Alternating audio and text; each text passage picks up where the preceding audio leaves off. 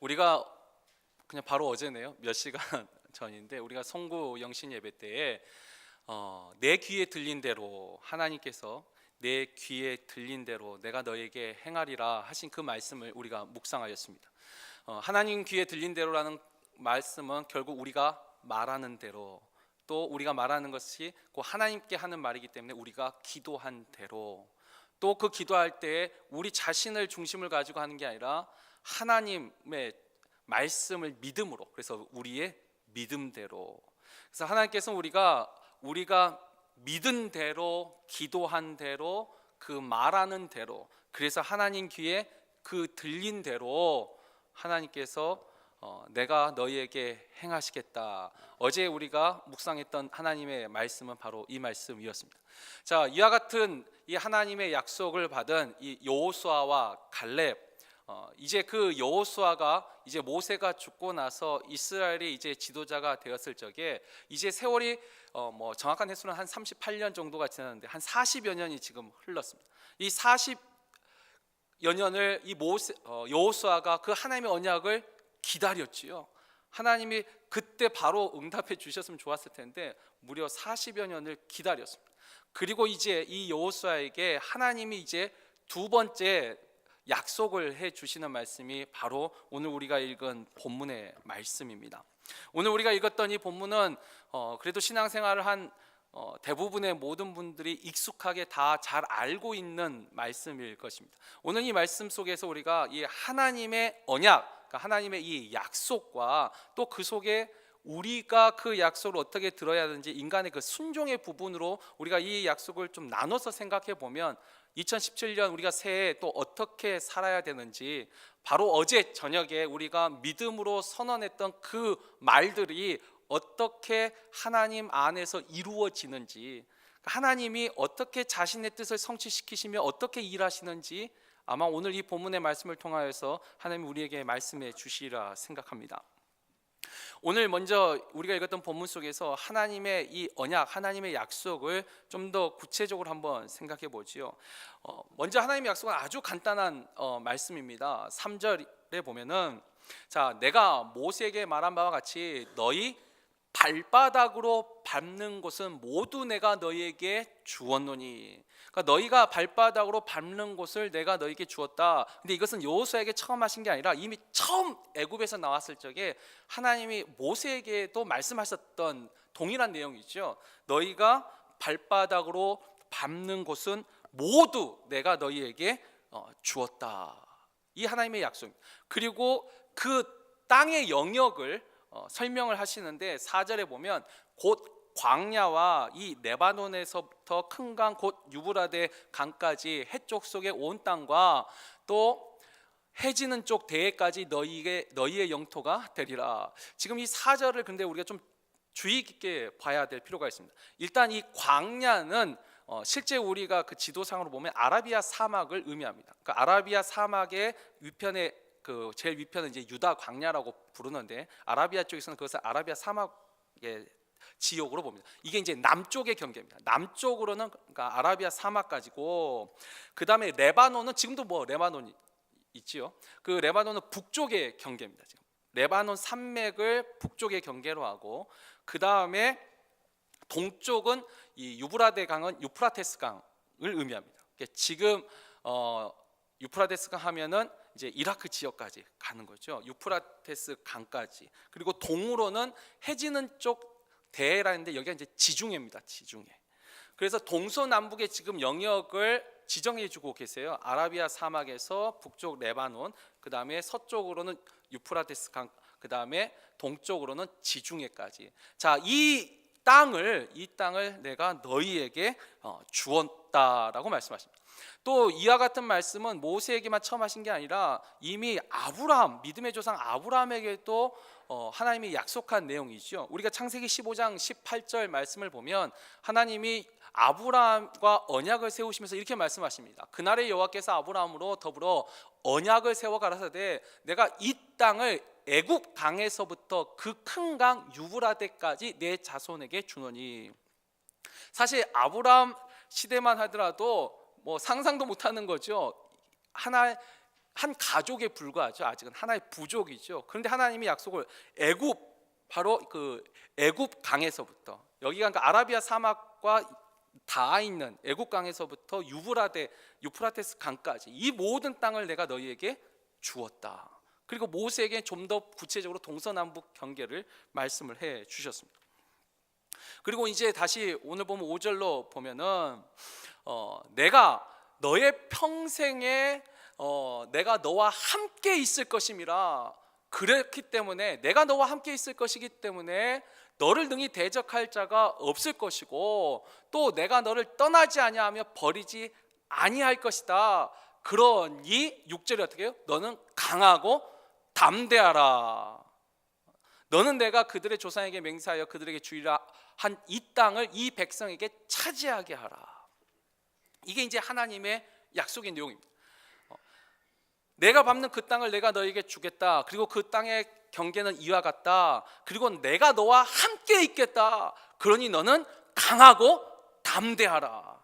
이 하나님이 우리에게 주시는 얼마나 힘있고 용기를 주시는 말씀인가요? 근데 아직 하나님의 약속이 아직 끝나지 않았습니다. 그 밑에 이제 7절과 8절을 보면 이와 같이 약속하시면서 근데 하나님이 조건을 하나 붙이십니다. 오직 강하고 극히 담대하여 나의 종 모세가 내게 명령한 그 율법을 다 지켜 행하고 우로나 좌로나 치우치지 말라. 그리하며 어디로 가든지 형통하리니 이 율법책을 내 입에서 떠나지 말게 하며 주야로 그것을 묵상하여 그 안에 기록된 대로 다 지켜 행하라. 그리하면 내 길이 평탄하게 될 것이며 내가 형통하리라. 간단하게 요약하면 뭐지요? 조건을 붙이셨는데 너가 내가 너희에게 가르쳐준 이 율법, 그러니까 하나님의 이 말씀을 지켜서 행하고 좌로나 우로나 치우치지 아니하면, 그래서 그 율법을 주야로 또 묵상하여 지켜 행하면, 조건이 붙었습니다. 하나님의 말씀을 지켜 행하면, 그러면 약속을 다시 확인해 주시죠. 너가 어디로 가든지 형통하리라. 자, 하나님이 이 약속의 말씀이 바로 여호수아 1장 1절부터 9절까지 기록되어 있습니다. 아마 가나안 땅을 정복하러 갈 준비를 하고 있는 여호수아에게는 이 하나님의 약속이 큰 힘과 용기를 주었을 것입니다.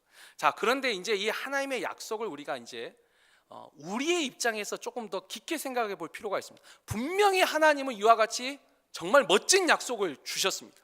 근데 이 약속을 우리가 제대로 해석하지 못하면 이 약속은 우리에게 이루어지지 않습니다.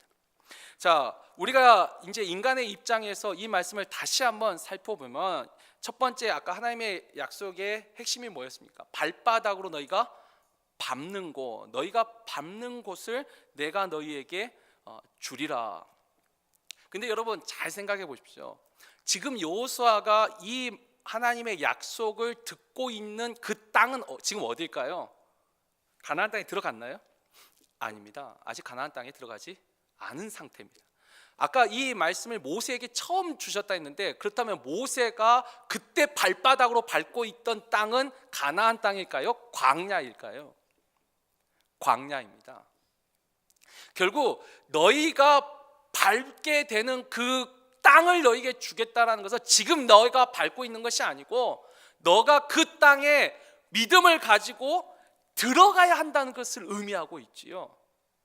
하나님이 그냥 주시겠다는 게 아니라 너가 밟아야지만 그 땅을 주겠다는 것입니다. 그래서 우리가 잘 아는 어제 우리가 읽었던 민수기 14장의 상황은 어떤 상황이었죠? 하나님이 모세에게 분명히 그렇게 약속하셨는데 이스라엘 백성이 그 가나안 땅을 정탐하고 두려움 때문에 그 땅을 밟지 못했습니다. 들어가지 못했습니다. 그러니까 이미 하나님이 모세에게 줬던 그 약속은 그 이스라엘 백성이 그 약속을 믿지 못하고 자신의 발바닥으로 그 땅을 밟지 못했을 때에 이루어지지 못했습니다. 밟아야지 이루어진다는 것이죠. 물론 이 내 발바닥으로 밟는 곳을 내가 내게 주리라, 이 말씀을 우리가 좀 몇 가지로 또 해석을 달리 해볼 수가 있습니다. 어떤 분들은 이것을 진짜 문자 그대로 밟아야지만 주신다. 그래서 사실 이 땅 밟기 기도라는 것의 가장 중심되는 성경 구절이 바로 이 구절이죠. 그래서 우리가 점령하고자 하는, 그게 하나님의 말씀으로 복음으로 점령하고자 하는 그 땅을 가서 밟는 것이죠. 근데 여러분, 지금 하나님이 하신 말씀을 잘 우리가 봐야 됩니다. 하나님은 너희가 발바닥으로 밟는 그 땅을 주신다고 했습니다. 근데 정확하게 현실적으로 표현하자면 이렇게 하죠. 너희가 들어가 싸워서 이기는 땅을 내가 너희에게 주리라. 왜냐하면 발바닥으로 밟기만 한다고 해서 주는 게 아니죠. 지금 이스라엘 백성은 거기 가서 이제 전쟁을 해야 됩니다. 근데 하나님은 싸워서 이기는 땅을 주신다고 하는 게 아니고 그냥 너희가 가서 발바닥으로 밟는 땅을 주신다고 했습니다. 이건 뭐냐면 우리에게 이 가나안 땅의 정복은 너의 힘과 능력으로 하는 것이 아니라 나의 약속과 너희 조상에게 준 나의 언약과 나의 신실함과 나의 능력으로 일어나는 것이기 때문에 너희에게는 뭐죠? 가장 최소한의 실천을 요구하는 것입니다. 싸워서 이기라고 적극적으로 힘을 북돋아주는 말이 아니고 너희가 믿고 들어가기만 하면, 너희 발바닥으로 그 땅을 밟기만 하면, 싸워서 이기라는 말은 아니에요. 근데 이 땅 밟기 기도는 이 전쟁의 의미를 더 강조를 많이 했습니다. 제가 예전에 한번 말씀드렸죠. 이 땅 밟기 기도의 오리지널 워킹 프레이어는 걸어가면서 하나님과 임재 속에서 기도하는 것이었습니다. 전쟁과 싸움의 의미가 아니었고 하나님과 동행하는 것이 진짜 이 기도의 핵심이었습니다. 근데 이것이 이 영적 전쟁과 결합이 되면서 좀 약간 다르게, 그래서 땅 밟기 기도를 실제로 어떤 절에 가가지고 이렇게 돌고 또 거기서 악령을 퇴치하는 기도를 하고 이와 같은 것으로 좀 바뀐 부분도 분명히 있습니다. 또 물론 이것을 전혀 유익이 없는 것도 아닙니다. 이 내 발바닥으로 밟는 곳을 내가 너에게 주리라, 이것을 저도 처음에 이 여호수아를 처음 성경 일독을 했을 때가 제가 고등학생인데 처음 읽었을 때는 저도 이 말씀을 그냥 문자 그대로 믿었습니다. 그리고 이것을 적용한 적이 한 번 있었는데 그러니까 입시할 때 대학교 입시를 보는데 저 때는 자기가 지원하는 학교 가서 직접 그 학교에서 시험을 봤습니다. 근데 하나님이 그 전날 저에게 주신 말씀이 이 여호수아 말씀이셨어요. 이 말씀이 기도 중에 떠오르고 이게 너무 강하게 와서 내가 발바닥으로 밟는 그 땅을 내게 주리라. 그래서 이걸 그대로 뭐 어떻게 해석할 것이 없어서 이 시험 보기 전날에 예비 소집이라고 있습니다. 그러니까 자기가 시험 볼 장소도 확인하고 또 어떻게 시험 장소에 가는지 수험표도 받고 이런 날이 있는데 그날 학교 가가지고 이 말씀을 그냥 있는 그대로 적용해서 학교를 밟고 다녔습니다. 그러니까 수험표 다 받고 예전에 제가 그 지원했던 학교가 뭐 미국에서는 참 작은 학교인데 그래도 한국에서 꽤 큰 학교예요. 거기 한 100만 평, 실제로 땅 크기가 이제 100만 평이면 몇 에이커인지 잘 모르겠는데 아무튼 꽤 큽니다. 학교를 한 바퀴를 다 돌았습니다. 그리고 그 젊었을 때 제 주된 관심사가 먹는 것이 있어서 학생 식당을 그 다음에 가서 또 밟고 그 다음에 그래도 내가 지원한 학과 거기도 밟아야 될 것 같아서 거기도 밟고 도서관도 밟고 그 학과 갔더니 또 선배들이 몇 명 앉아 있길래 3월 달에 뵙겠습니다 악수 다 하고 아마 참 웃긴 미친 놈 하나 왔다고 생각했을 겁니다. 그런데 저는 그냥 그 말씀 그대로 믿었어요. 발바닥으로 밟는 땅을 주신다고 했으니까 그래서 열심히 밟았어요.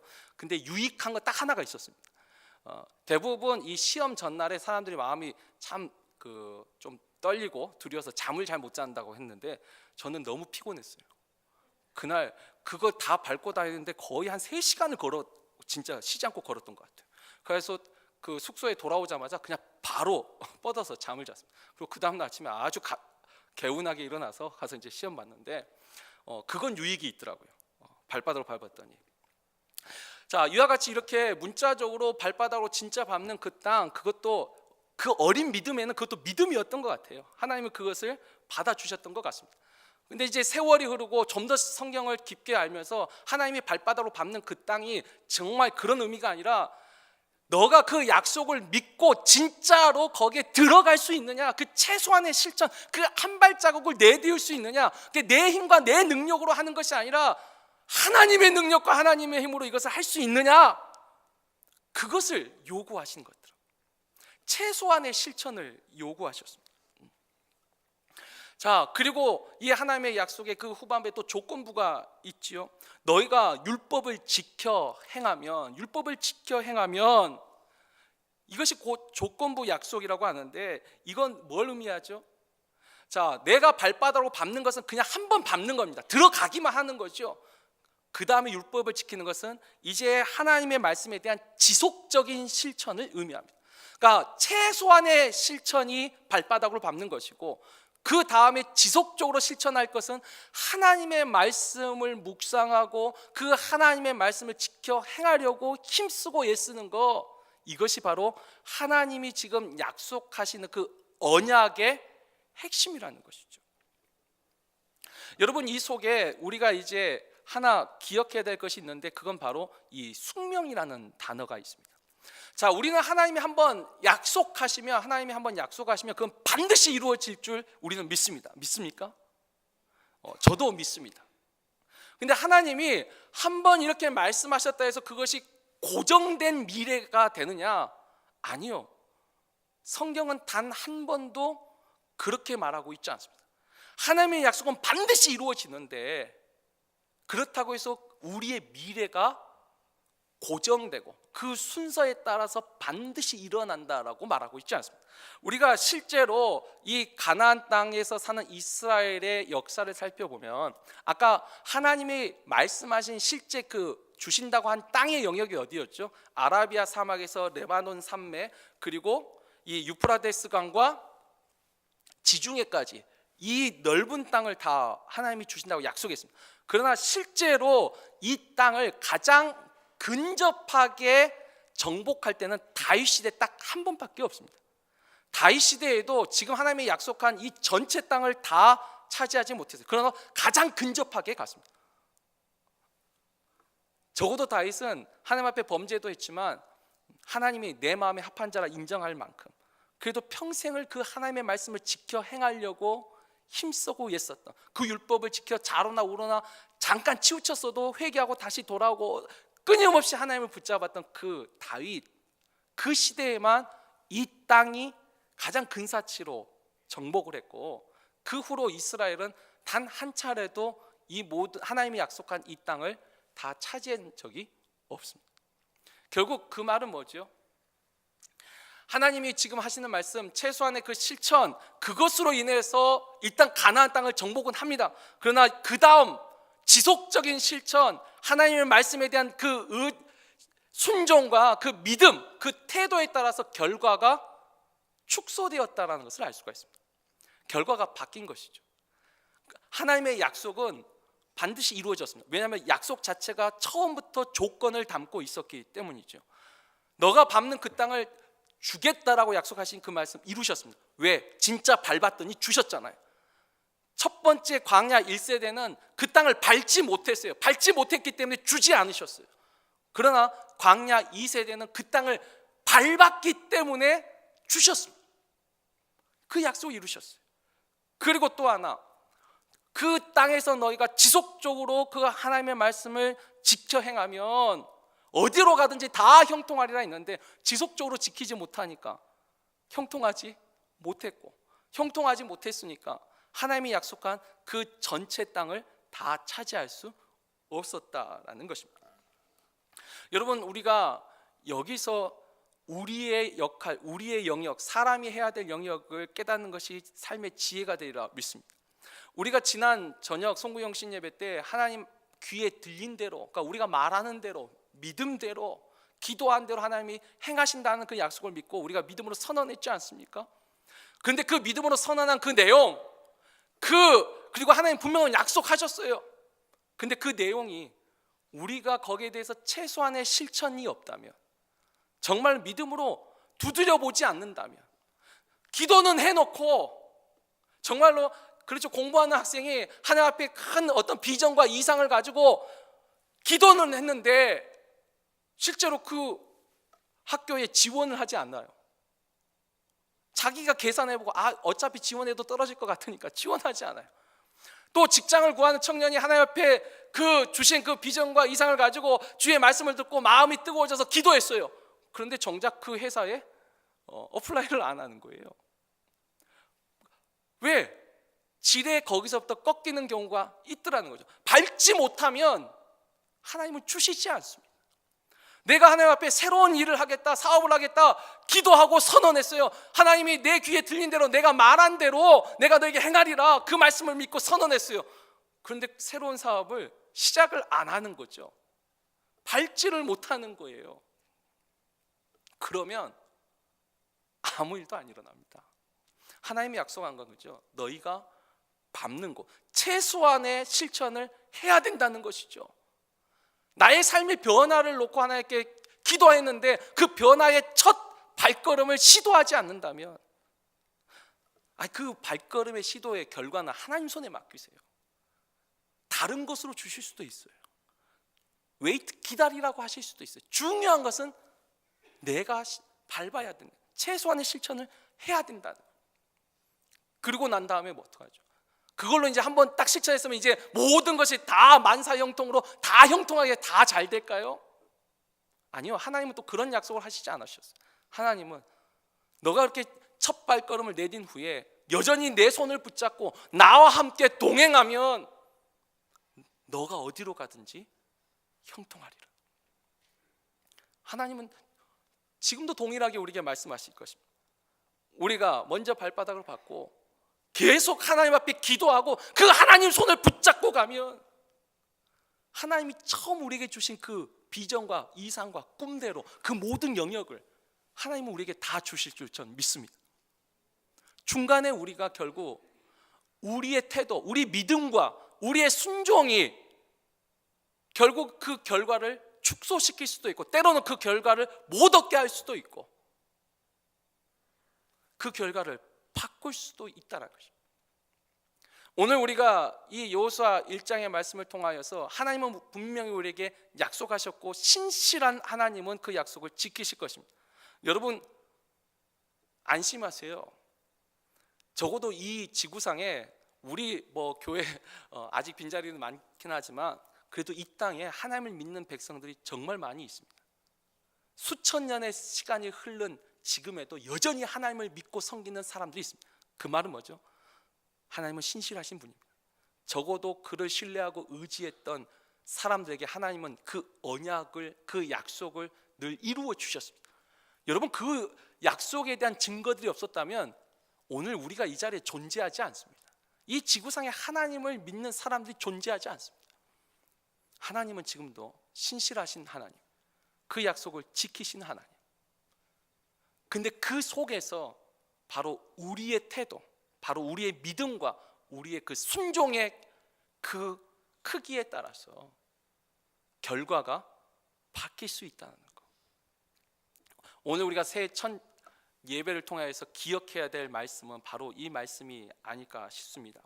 우리가 빌립보서 2장 13절 말씀을 보면 하나님이 우리에게 이렇게 말씀하시죠. 하나님이 자신의 그 기쁜 뜻을 위하여 우리에게 우리 마음에 소원을 두고 행하게 하시나니.